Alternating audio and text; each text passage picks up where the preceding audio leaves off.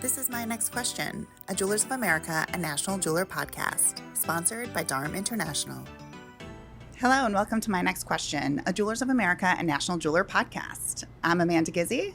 And I'm Michelle Graff. Welcome to episode 6, our post-Vegas. We're still somewhat in a today's episode. So I'm semi-coherent today. I don't know how you're feeling, Amanda. Absolutely. We're getting it done. You know, it's Thursday, the week after Vegas. That's right. We're almost there. We made it. Today we're going to be joined by none other than Michelle Orman. And we're going to talk about what went down in Las Vegas this year. We're going to talk trends, foot traffic, standout collections, and any tea we happen to overhear, as the kids say. You were in Las Vegas, obviously. Yeah. Let's start with, tell us about the vibe at the JCK show this year. Yeah, I feel like the vibe was really good. Everybody that I've been talking to post-show has kind of said they felt like traffic was down some, but I really felt like the floor was busy at all times. Like I would go to visit people at 5 o'clock at night and the floor would still be really busy. So I feel like people were there with purpose, which I love. Jewelers of America ourselves down in the lobby, we were really busy the whole time talking to members and engaging with people. So I felt like everybody that chose to be in Vegas really was present this year. It was exhausting, 100% exhausting, but it was so fun. And I felt like it was really good to reconnect with everybody. Everybody I talked to also mentioned being exhausted. Yes. And I don't know if it was a trend or if we're just speaking to our peers and we're getting older. I have and no idea everybody what you're talking else, about. I'm getting younger. Everybody else our age also felt really tired too, which Yeah. might just be an age thing. You know, but joking aside, Yeah. I agree with you. I don't know foot traffic count this year versus last year versus 2024, but I agree. I feel like the shows in general post-pandemic have seemed more lively, and I want to give credit to all the show organizers, the Couture 100%. show organizers, JCK Las Vegas show organizers.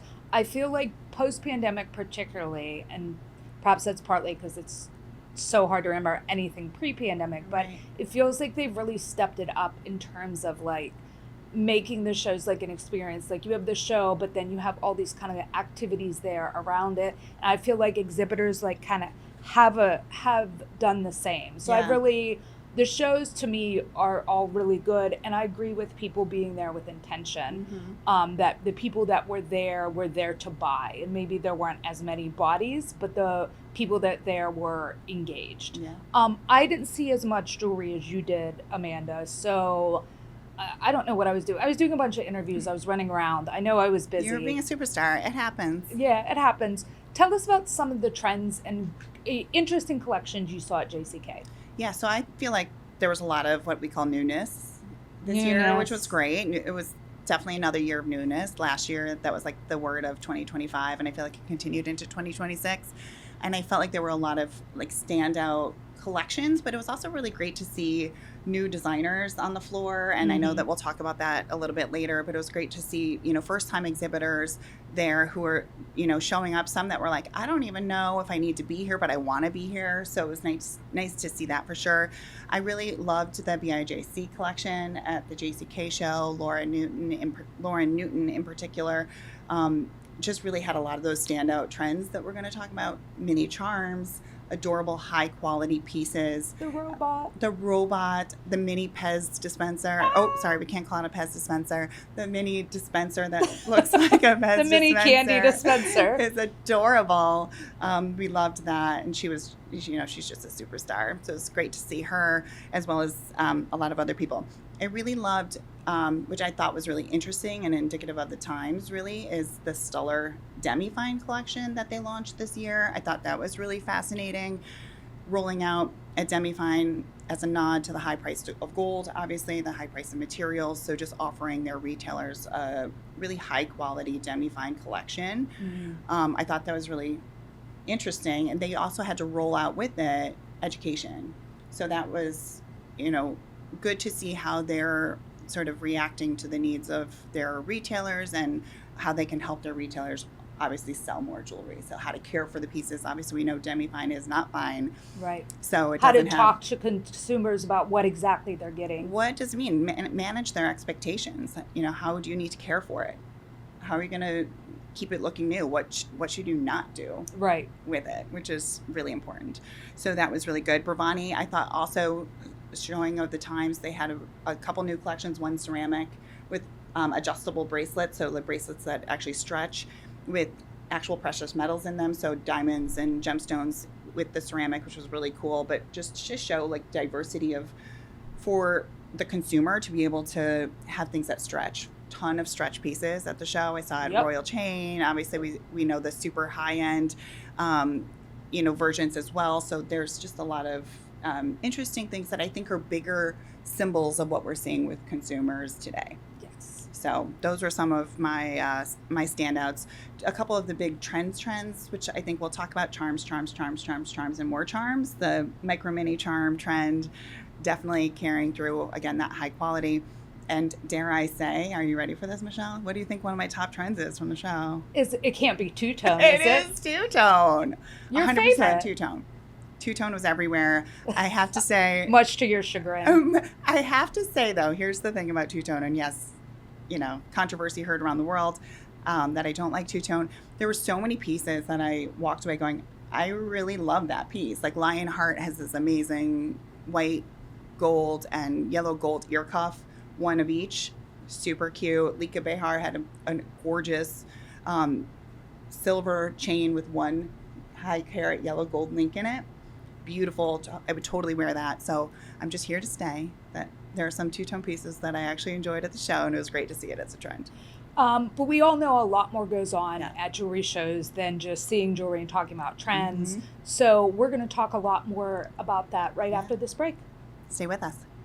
DARM International is a global leader in natural diamond manufacturing, delivering exceptional craftsmanship through advanced traceability and net zero sustainable practices since 2022. With over 50 years of expertise and 4,500 skilled artisans, they craft diamonds from 0.18 to 100 plus carats, supporting retailers worldwide with consistent quality and responsible sourcing. Visit www.ddpl.com to learn more.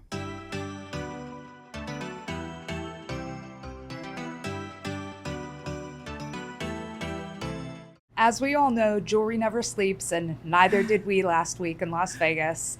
I have a lot to share from the shows, but the two things that stood out the most for me are, number one, I had a chance to again interview Al Cook, the CEO of De Beers.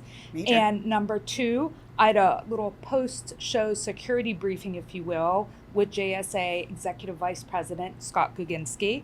So first talk about Mr. Cook. Yes. So this is the third time I've interviewed Al Cook, and I really enjoy sitting down with him. And I do want to say, I think it's really nice that he makes time for interviews during every Las Vegas show. This was not always the way De Beers was. Yes. So I don't want to spoil the article I'm going to write about my interview with Al, but I do want to hit on a little tea. I do want to hit on 2 points. So first, we had an interesting little back and forth about Gen Z. So De Beers had a breakfast on Friday morning. I interviewed Al Friday evening in Las Vegas. And during the breakfast, he was quoting the Signet CEO saying something about Gen Z is going to be the richest generation the world will ever see. And I don't know about that. And we went back and forth a little bit about this in the interview. And, I feel like Gen Z, they've been through a lot in their lives. And I feel like, a lot of them feel a little like, I don't know if they feel they're going to be able to afford homes. They're kind of coming into adulthood during this time of like really high inflation. Sure. AI obviously is like making them nervous, with, what jobs are going to be left and what career path should I follow that's not going to end up getting taken by AI. Yeah. So I'm curious to see how that's going to turn out. I'm not sold on this idea of Gen Z being this huge economic force in the world. And, he kind of acknowledged that, and we went back and forth a little bit. Again, don't want to ruin the article. Another interesting thing Al mentioned is that he believes next year could be the end of diamond mining in Canada. So Stornoway had a mine called Renard that's been closed a couple of years, and then we still have 3 diamond mines in Canada. They're all in the Northwest Territories, which is very far north Canada, just a couple of 100 miles, I think, south of the Arctic Circle. So we have Diavik, which Rio Tinto operated, and they announced in March that they just hauled the last load out of Diavik. We have a Coty, which is owned by Burgundy Diamond, and through its subsidiary that operates a Coty, Burgundy just filed for insolvency, which is not exactly, but kind of like bankruptcy in Canada. Yeah. And then Al mentioned Gaucho Quay, which is De Beers mine in Canada, which is still operating, but he said they have suspended any further development there because it's not so financially. It's the way he explained it, and the way I understand it to work is the deeper you go down, the more costly it is. And at some point, it's just not financially viable to keep going down, or even eventually to go underground with diamond prices what they are. So I thought that was really, really interesting because, since we've been in the industry, Canadian diamonds, it's been a thing. Yeah. But he also kind of pointed out that, this is what happens. India used to be a great producer of diamonds. Brazil used to be a big producer of diamonds. And countries' supplies run out, and Canada's not necessarily out, but like the cost of operating, particularly in the far north, is really high. And it's, it's not necessarily financially viable anymore to keep these mines in the Northwest Territories going. So I thought that was really interesting. It's fascinating too, as it tells the story of natural diamonds, right? Of how truly rare they are in that term, because it's not an infinite resource. No. So it's not something that they're like, oh, let's just go find another diamond mine that's just not the way it works. So, I think it tells a bigger story too of what we're going to be seeing with the value of natural and the rarity of natural and that storytelling that we're going to be telling. Well, that's also part of the point Al Yeah. made at our interview. I remember interviewing the analyst Paul Zimnisky a couple years ago for an article I did on the future of diamond supply. And he said this thing that stuck with me, which is, we're not necessarily out of diamond deposits. We're out of viable diamond deposits at current prices, which I thought was really interesting, and which obviously feeds into what Al was saying about they just, it's not financially viable for De Beers to keep going down on Gaucho Quay. Right. Now, switching gears a little bit, Yep. my conversation with Scott Koginski. So he debunked a rumor I heard in Las Vegas. Oh. Somebody told me that the problem with the water supply, and we got to talk about this a little bit. The memes were insane. Somebody told me that the problem was with the water supply was somebody had run a truck into the Venetian. I had also heard it. And Scott was like, absolutely not. That did not happen. It was a water main break, and that's what's caused the problem. So just so I don't know everyone how knows much. that has not heard, has lived under a rock, that there were no working bathrooms on the first floor of the Venetian during the JCK show. A problem. A problem when you have that many people. The memes were fantastic. They were. People posting memes of having porta potties at their booth and being full service for their retailers. Amazing. Or having accidents at their booth. Right. So anyway, so he debunked that myth. Okay. It was just a water main break. And he also said this, which is, again, another credit to the show organizers. I asked about security. Were there any, big robberies this year, burglaries, what have you? And he said this. He said JCK Las Vegas is, quote, the model of excellence for trade shows security. Okay. He also mentioned that JSA has a presence in both shows. He also gave credit, said it was a great job done all around, and he also mentioned how hard it is to get into couture from a security perspective, which is what we want, because you now have to show your driver's license at not one but two places when Correct. You're going, depending on which way you're going, when you're going into couture. So I thought that was really interesting. Yeah, no, that was really interesting.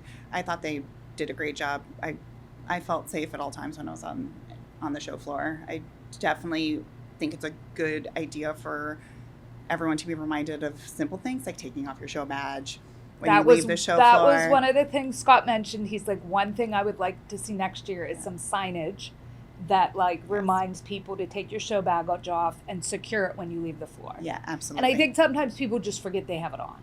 And you're wearing your, diamond bag and all of these other things that just are a sure tell sign that you're wearing something. So good reminders. Well, there was a lot of news that broke during Always. JCK. There's always something that's happening. I always have to cancel at least one appointment because of breaking news. But yes, and I think you had to do it for the first story that broke. It was definitely a big story, which is that the Clear Cut is being purchased by Signet. Yes. To help grow their Blue Nile sector of the jewelry industry. Obviously, Clear Cut being a natural diamond company, digitally native, as they call it, company. They've done a really good job at growing very fast, and they've really put their mark on the industry of, speaking and advocating for natural diamonds. So it's really cool to see a relatively small company. It's not a small company, but a relatively small company, a new company, get the attention so quickly of someone like a Signet, and for them to see the power of the digitally native voice and how much that can bring to natural diamonds. So, huge congratulations to them. Yes, it's going to be great to see what happens when Blue Nile relaunches this. I think it's supposed to be relaunching later this summer or early fall. So it'll be good to see what they do there. So congratulations. Huge congrats to them. Yes. I also attended the Jewelers Leadership Forum, which was a really great meeting. It's a group of organizations that comes together. It's not a trade organization. It's just a group of executives from different trade organizations that comes together to share ideas, so that way we can better serve our members collectively and try to avoid redundancies, but also, talk about our own challenges. So that was a really good meeting. A couple things that we're already starting to work on to have collective projects that we can bring to the table to try to just help the industry, first of all, understand who the trade associations are. There are a lot of them, and each has its own unique benefits, and it's important for the industry to support them. They just need to know how. But I think we can do a better job at also collaborating, and that's something that JA feels so passionately about, is collaborating with other trade associations. So it was really good to be part of that meeting, and to sort of take the time out of our very busy days to hit the pause button and have those conversations. Yes. Well, that sounds amazing. I'm glad you got to do that. Absolutely. So 2 fun things that I got to do while I was in Las Vegas. Number one, I was moderator of a panel for De Beers on their Origin program. And it was a great experience. I loved our speakers, and I thought the audience seemed engaged, and they seemed to get a lot out of it. I always love when there are questions at the end. As a panelist on any panel, I always feel as though I've failed if nobody asks a question at the end. And the other fun thing was the Jewelers of America's member meetup, where we saw the members, the 2026 group class of the 20 under 40, and many of them came, and you were there too. Yes, we had so many of them there. Actually, we had more there than we actually knew were even coming, which is amazing, because they weren't sure if they were going to have the time to pop away. So I think the member meetup is so fun, by the way. It's so fun. It's the popcorn, the drinks are flowing. Yes, if you're not a member of Jewelers of America, you have to join just so you can come to our member meetups, because they are a good time. But it was always fun to celebrate the class of 2026 with these 40 exceptional individuals. So always fun. Thank you. I'm glad that you and your team were there. I was also lucky to moderate a panel. I did a trends panel. Natalie Francisco was on my panel this year, Karen Fox. And then Natalie's so great. Yeah, so great. And then we also had the Knot on our panel, and she's amazing because they were able to bring so much industry statistics about what are we was really Esther seeing. Lee Esther Lee, which is incredible. She's so lovely. Love her. I would have her on any panel. We'll have to have her on my next question. She was great. And to really talk about the wedding band trends, the engagement ring trends that we're seeing, obviously keeping the fancy shapes, long shapes coming. And then obviously the ode to Taylor Swift is still happening, and that we're seeing that through the sell-through of, the different antique style and elongated stones. Elongated cushions, exactly. So that's all continuing. So great to be part of that panel. Well, I'm happy you mentioned trends, because that's a nice segue into our guest. Yes. Joining us today is Michelle Orman, who is the head of PR and communications for Couture, and she would join us after this short break. Stay with us. Atlanta Jewelry Show, 76 years built by the industry for the industry. August 22nd and 23rd at Cobb Convention Center. Over 200 exhibitors, 1,200 buyers, 50 workshops. Where the jewelry community connects, learns, and grows. Register at ajs.show/next.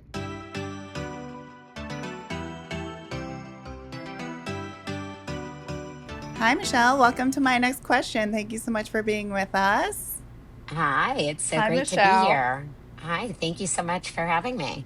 We're so excited. So tell us a little bit about Couture. What was the vibe like this year, and how do you think it compared to years past? I mean, I think exuberant is how I would describe the vibe this year. I mean, It was just a really festive, celebratory energy in the room. I mean, it's always, we always describe couture as, jewelry summer camp. And I think that maybe because of all the certainty out in the world, everyone was really just excited to jump into our unique little bubble in Las Vegas and in our little creative corner of the industry. And that's always the case. It just felt stronger this year. All right. So, what is the couture show? I mean, you mentioned exuberance, which I love that word. Thank you for that. What is kind of couture like the energy, how the buyers were shopping, how exhibitors felt about all the orders they wrote? What do you think that says about the industry heading into, and I can't believe we're going to mention this already, but heading into holiday 2026? We're almost halfway through the year. Yeah, I know. It's crazy. Time goes so quickly, right? Our designers remarked multiple times, and I hate that this is sort of remarkable, but that all of their appointments were showing up on time, if not early, and that everyone showed up really ready to write orders. They were ready to shop. And one designer or exhibitor said that to me in front of one of our cornerstone retailers, and he said, yeah, they're here ready to shop because they know that consumers are buying. Yeah. So hopefully that bodes well for the industry as a whole moving forward. I mean, they were writing big orders because they know their customers are looking for it. They want it. Yep. Yeah, no, I love that. We definitely got that same vibe when we were at Couture, Michelle, that everybody was engaged and retailers were there shopping, buying. And as I mentioned to Michelle, I felt like there was so much Michelle. that Michelle, my Michelle's. I felt like there was a lot of new this year. And that's, to me, designers bringing new designs to a trade show is really the sign of consumer confidence, because they know that they are investing their money into creating because their retailers are expecting to buy. And that's a really good sign for the cycle of the industry. But speaking of your designers, Michelle, your design atelier designers, let's talk about them. I felt like it was a really amazing class. Multiple of your DA exhibitors won Couture Design Awards this year, which was really fun. So what made this class or this group of designers so special? Look, our design atelier section has traditionally been a destination for discovering, the next lightning in a bottle talent, right? It's been the launch pad for a lot of brands, including, just to name a couple, Spinelli Kilcullen, Buddha Mama, they started in design atelier. So it's always, a destination. And, I know you two, looking at it from an editorial capacity, all of our editors, that's where they go to discover news. Same with our retailers. As far as why this class was so incredible, which was, as you mentioned, borne out not just in the number of winners, but also finalists in really competitive categories in our Couture Design Awards. It's a 3-year opportunity. So, after 3 years, our hope is that those designers then graduate into a salon in our primary show floor in Crystal. So we did have a lot of designers who had done that. They had graduated. There were a couple of instances where one designer ended up joining a showroom, and a few others, because of personal things that were going on in their lives, couldn't exhibit this year. So we had more slots available than ever before. So that's why we have the opportunity to bring in a lot of new designers into the DA area this year. But it's just speculation. But from my perspective, whenever there are challenges in the world, I feel like that's when creativity really flourishes.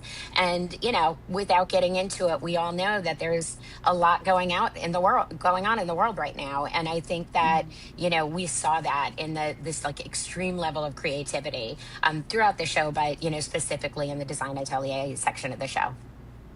Absolutely. All right, Michelle, number one. Here's the question of questions. Can you call out three trends? I love being number two. Can you call out 3 trends from couture this year? I mean, yeah, it's hard to narrow it down to 3. I would say a lot of joyful color. We saw a lot of beads, a lot of just joyful color, whether it was in gemstones, or in enamel. It was just a lot of joyful color. I think also there were a lot of narrative designs that were really like true expressions of the unique points of view of each of our designers. And, that's always so fun to see. I love pieces that have a story. And there were a lot of those collections that, had a whole, like I said, a whole narrative behind it. The other thing, while we're still seeing a very lavish use of golds, and I'm a gold girl, so I love to see that, despite, the right, astronomical price of gold, we also saw more cool metal collections. So shout out to all the fabulous platinum pieces that were on display, with a couple of designers that also launched silver collections featuring, fine, precious, gemstones, but a lot more cool metal collections out on the show floor this year. Yeah, I'm just going to pop in here real quick. 10,000 Things did a gorgeous platinum collection. La La Unis did silver. I hope I'm saying the brand name right. Yeah, And also, I think yeah. Gurhan was dabbling in silver too. Which are like when I Gurhan, think of yep. Gurhan and La La Unis, I think of gold. I think of very rich gold. So that was interesting. Yeah, high carat gold. Yeah, Yeah, high that's- carat gold. But yeah, and there was, 3 Stories did a silver collection. It was, yeah, but when you see, stalwart gold brands like Gurhan and Lala Lunas, I mean, working in silver, that it's a movement essentially. Yeah, for Yeah, sure. it's definitely something that we've been seeing trickle down, and to see it at the show so in such a beautiful way. Yeah. Too, it doesn't cheapen the brand because it's just a natural extension of who the brand is, but they all do it in such a unique way. So I thought that was really great to see too, Michelle. So let's come back. My next question for you is probably going to be a sentimental one. Talk to us about what it meant for one of your very best friends, Beth Anne Bonanno, to win the Cindy Edelstein Couture Design Award. What was that like for you, to be able to share that moment with her, but also how long did you have to keep that a secret? Yeah. Oh my God. Beth Anne. I was a liar McLiar pants for like months. And Beth Ann knows that I have a very strict I don't lie policy. But I'd shut down my phone while we were doing the, interviews for the tribute video. And inevitably when I'd turn it on, I'd have like 15 texts from Beth Ann. So it'd have to be like, oh my gosh, the print deadline is killing me, which, it was, but it wasn't the whole truth.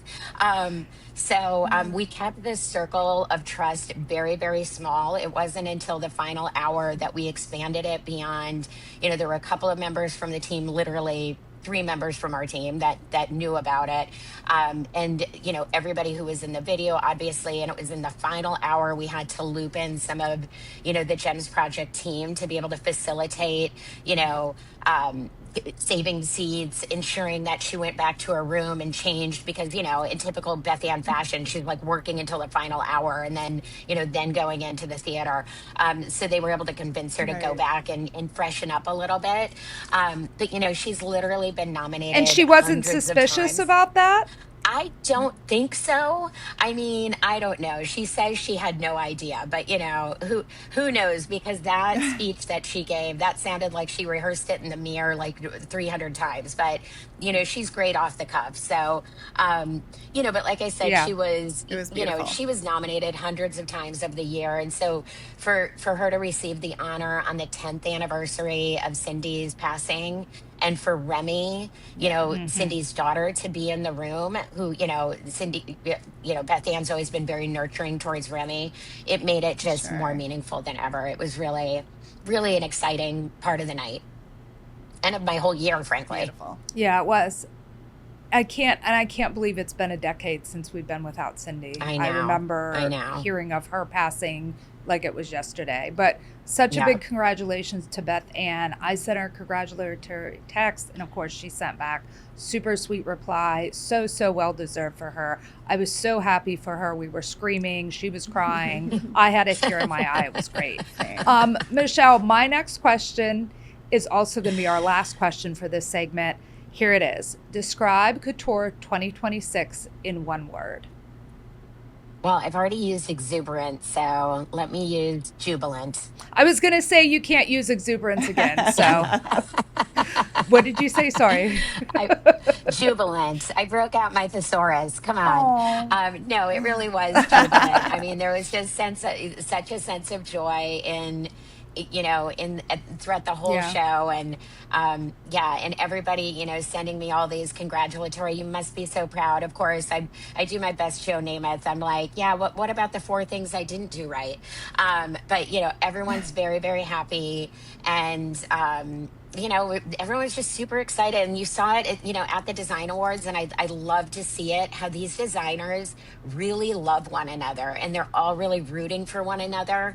And so you see it at the design awards, but you see it throughout the show floor, and it's just it's my favorite part of couture, is how the designers really have each other's back and try to elevate one another.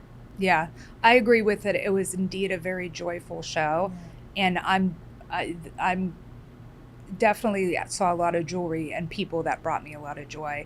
Michelle, thank you so much for joining us today. I know you must be so tired. You worked so hard at the show, and congratulations on another great couture. It was so fun. Yeah, congratulations to the entire Couture team, Michelle, and thanks for being with us. And thank you both for being at Couture and being such an integral part of the community as well. So, and thanks so much for having me on my next question. It's been a goal of mine. So thank you. Oh, awesome. Well, check that off the 2026 list. Thank you, Michelle. Thanks, Michelle number 1. Michelle number 1. For 120 years, Jewelers of America has served the jewelry industry, helping members navigate every facet of the jewelry business. The Jewelers of America umbrella includes MJSA, National Jeweler, and DCA. Together, these organizations and publications are committed to supporting, informing, and empowering the jewelry community from sourcing to sales. Visit jewelers.org to learn more.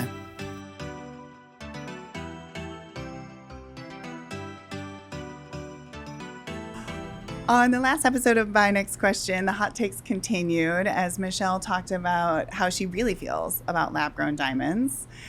And we're going to share a little bit more as we dive into the jewelry box of questions. She's back. She's back. Are you ready? Yes. Okay, Michelle, let's get started here. She's latched. She's latched. She's holding ready her to secrets. go. Okay, there let's you go here.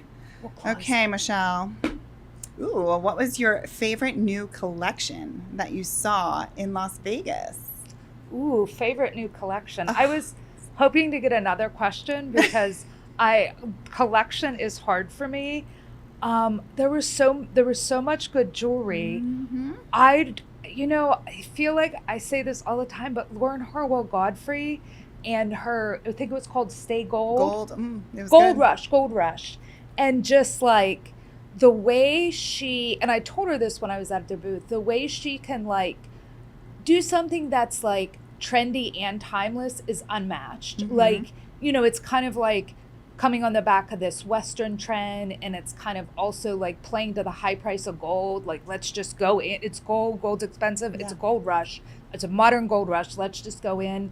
And it's like the jewelry is so good. It has that Western flair, but it still has that kiss of Harwell Godfrey. And it's not going to be something that you're going to buy and then 3 years from now be like, oh, well, nobody's really wearing this before. It was so gorgeous. Yes. And Lauren just doesn't miss. Yes, I completely agree. And I feel like she can be, it is like, could be kitschy, but it's not. And it's the way she can tell a story with the entire collection and have every piece exactly all the things you said. I completely agree. It was an amazing collection. It was incredible. Amazing. All right. You're up. Here's coming in for you. Are you ready, Amanda? I'm ready.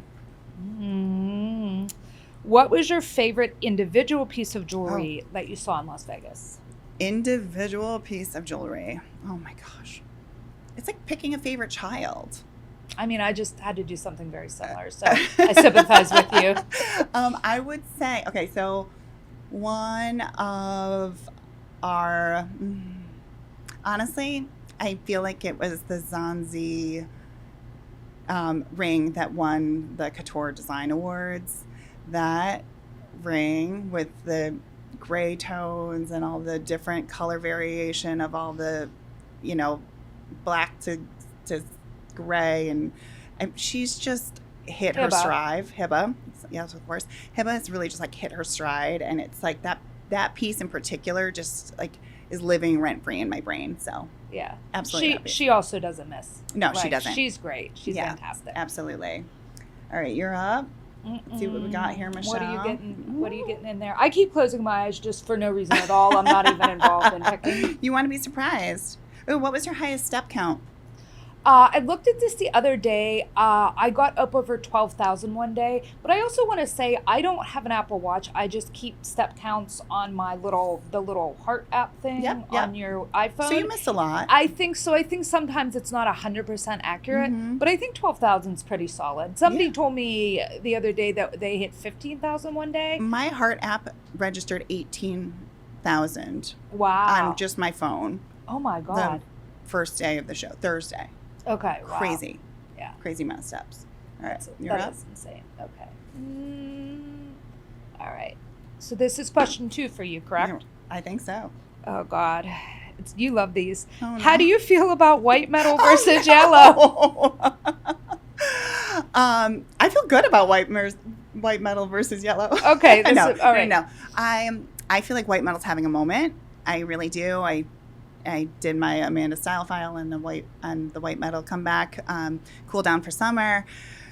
Yellow gold will be here to stay. I personally love them both, but I think it's really fascinating to see. I will say one thing that I thought was cool in Las Vegas is Chris Plouffe is actually working on a new white metal, which is really interesting, and there'll be some announcements coming out about that soon. But Okay. stay tuned for some fascinating ways to bring white metals into retailers across the country. That's all.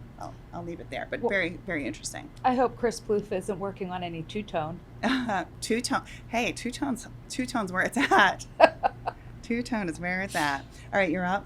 I'm up. Let's see where we're at.